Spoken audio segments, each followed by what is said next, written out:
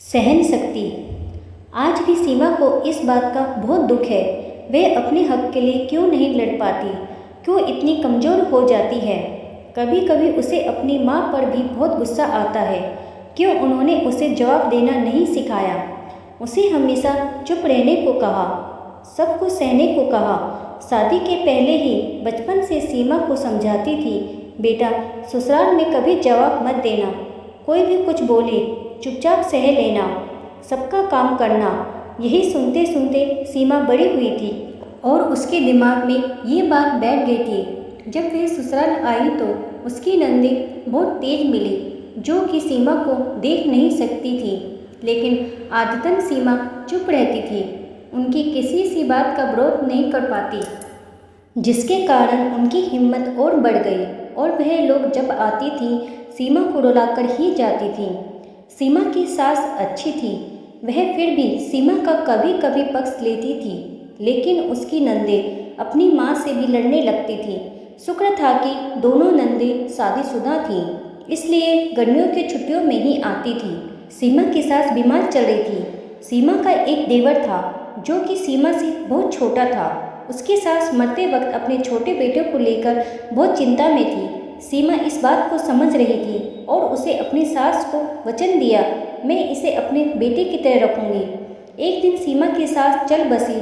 उसकी बड़ी नंद, जो कि पहले से ही आई हुई थी अपनी बीमार माँ को देखने, माँ के मरते ही माँ की तिजोरी की चाबी अपने हाथ में रख ली और जब सारा काम खत्म हो गया अपने छोटे भाई के साथ सारी ज्वेलरी रूम बंद करके मिलाने लगी।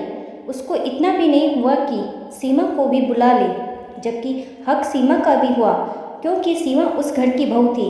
लेकिन सीमा की नंद को तो लगता था भाभी सारा धन हड़प लेगी, जबकि खुद की नीयत खराब थी।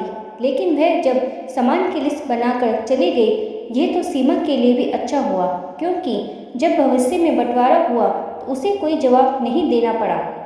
जब उसके देवर की शादी हुई तब सब सामान निकला और लिस्ट से मिलाया गया सामान तो सब सही था, लेकिन उसमें एक सामान नहीं मिल रहा था जो कि लिखा हुआ नहीं था। लेकिन सीमा को मालूम था, क्योंकि जब सीमा की सास जिंदा थी तो सीमा से ही अपना बक्सा पेटी साफ करवाती थी और उस सब सामान में सीमा की सास का एक बाजूबंद भी था, लेकिन वह सीमा को कहीं नहीं मिला। लेकिन आज तक सीमा की हिम्मत नहीं हुई कि वह अपनी नंद देवर से ये सवाल कर सके कि बाजूबंद कहाँ गया। आज भी सीमा कभी कभी इस बात को लेके हताश हो जाती है, क्योंकि उसे बाजूबंद से ज़्यादा अपनी कायरता के लिए दुख होता है।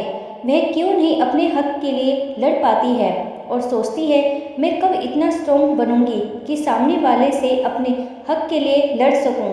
इसलिए उसका मानना है कि बेटियों को ज़्यादा डरपोक ना बनाएं, अपने हक के लिए लड़ना जरूर सिखाए, नहीं तो एक समय के बाद जो सबसे ज़्यादा सहता है वह डिप्रेशन में आने लगता है। सखियों, रिश्तों को बनाए रखने के लिए थोड़ा बहुत सहन करना पड़ता है, लेकिन एक हद तक। आपकी इस बारे में क्या राय है, कमेंट बॉक्स में बताएं। वीडियो पसंद आई है तो मेरे चैनल को लाइक करें, शेयर करें और सब्सक्राइब करें। वीडियो देखने के लिए आपका धन्यवाद।